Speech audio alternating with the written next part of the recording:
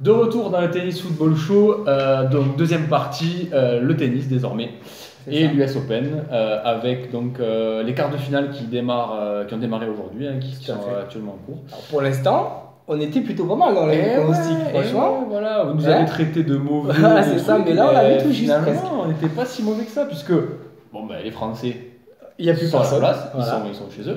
Ils sont rentrés, il n'y a plus personne. Voilà, même en double, Herbert Mahut sont partis, il n'y a plus personne.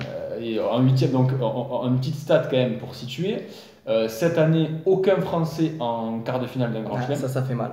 Une première fois depuis 1980. Donc ça fait très mal. Ça fait quand même beaucoup.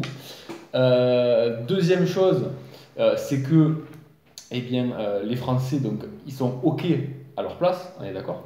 Mais malgré ça, on a quand même, ce que je veux dire, c'est qu'on n'a aucune performance de leur part. Non, il n'y a pas de surprise. Alors, mais ce que je dis, ils sont à leur place. Donc Gasquet perd contre Djokovic. Et c'est normal, il s'est fait désosser, on le savait. Voilà, c'était prévu. Pouille perd contre Sousa. Oui, bon, ça c'est comme d'hab. 68, il perd toujours contre les plus faibles. Attends, il est 68e. Ah oui, non, mais c'est sûr. Surtout que là, il avait une chance puisque Carreno Busta s'était fait éliminer. Exactement. Et donc, il a saisi pas. Tant pis. Voilà. Donc, bon, peu importe. Non, mais c'est vrai, de toute façon, c'était. Non, mais c'est vrai que. Alors, Pouille, ça fait la 20e vidéo qu'on fait, ça fait la 20e vidéo qu'on dit la même chose. Il n'y a plus rien à dire. Mais tout à fait, c'est le cas. Donc, perso, j'espère que Hugo Humbert va progresser. Parce que là, il a passé un tour.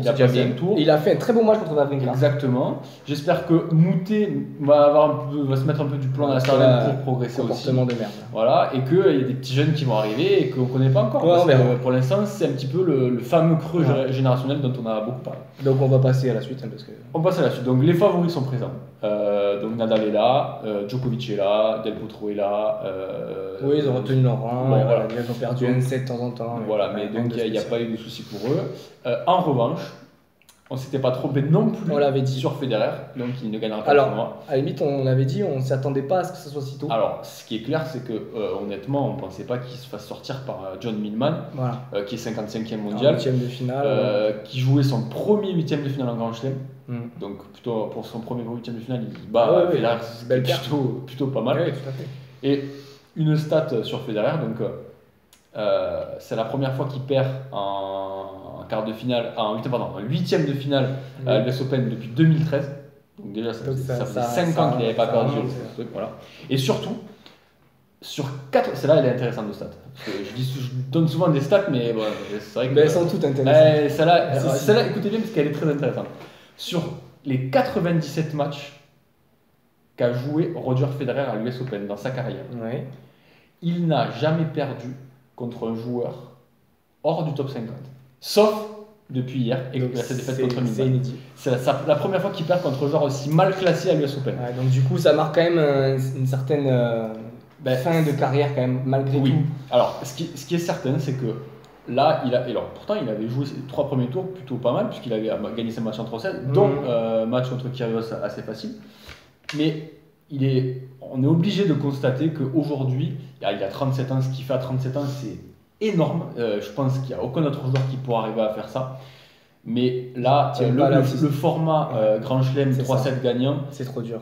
Il ne peut plus enchaîner. Il peut plus. On peut encore le voir dans des Master 1000. Oui, je pense que oui. Une semaine, ça ira. À Cincinnati, en finale, il perd sur Djoko, ok, mais il peut encore potentiellement gagner un tournoi. Mais sur 15 jours, enchaîner tous les 2 jours des matchs en 3, en 4 ou 5-7, je pense qu'il est plus capable de le faire. Et ça peut se comprendre. À notre grand regret, mais bon, il faut s'y faire et c'est comme ça. Voilà. Alors, on a un énorme coup de gueule cette semaine. Voilà, alors là, le gros coup de gueule. Et une incompréhension en fait. C'est un coup de gueule, mais c'est une scène surréaliste. Alors, alors moi, le coup de gueule, c'est pas tellement sur. Parce qu'on va parler donc de l'affaire Kyrgios, Mohamed Layani, l'arbitre du match Kyrgios-Herbert. C'est pas tellement sur l'arbitre qui a un coup de gueule à donner, à mon sens. C'est plus sur les décisions qui ont été prises derrière. Puisqu'on rappelle ce qui s'est passé. Kyrgios joue contre Pierre-Louis Herbert au 2e tour. Il se fait dominer. Il est mené 6-4-3-0. Quand Mohamed Layani, l'arbitre de ce match, descend de sa chaise, va voir Kyrgios et lui dit mon gars, t'es génial pour ce sport, mais je te connais, moi t'es pas comme ça, vas-y, donne tout. Il a joué un rôle de coach, quoi, tu vois. Et qu'est-ce qui s'est passé juste après? Alors Kyrgios il s'est remotivé parce que bon, lui il a vraiment rien dans la tête. Il s'est remotivé comme ça et puis il a renversé la vapeur. On le sait qu'il est meilleur qu'Herbert intrinsèquement, tennistiquement. Non mais tu vois ce que je veux dire? Il est meilleur, donc il s'est mis à jouer, il a gagné. Mais derrière, l'arbitre il n'a pas été sanctionné. L'arbitre il parlait, comme si c'était normal. Tout ce qu'ils ont dit c'est l'arbitre a outrepassé ses prérogatives, d'accord, mais il continuera à arbitrer. Mais non, je suis désolé. Ce qu'il aurait dû faire là, c'est mettre un avertissement à Kyrgios pour absence de combativité. Exact. Et s'il continuait, il le disqualifiait. Il n'avait que ça à faire. Mais surtout pas aller le motiver. Incompréhensible. C'est complètement ridicule. Ouais. Voilà, donc ça c'était vraiment le gros problème. Et pour terminer, on termine avec une surprise. La Coupe Davis, alors on parlait de nos petits Français tout à l'heure. Un nouveau venu, Benoît Paire, sélectionné par Yannick Noah. Alors voilà, pour jouer, je vous rappelle qu'on va jouer l'Espagne avec Nadal, Carreño Busta et compagnie.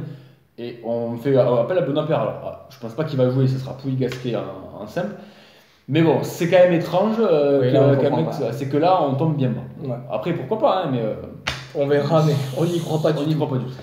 Voilà. Allez, à la semaine prochaine, les amis. Allez, salut. Et à bientôt. Ciao.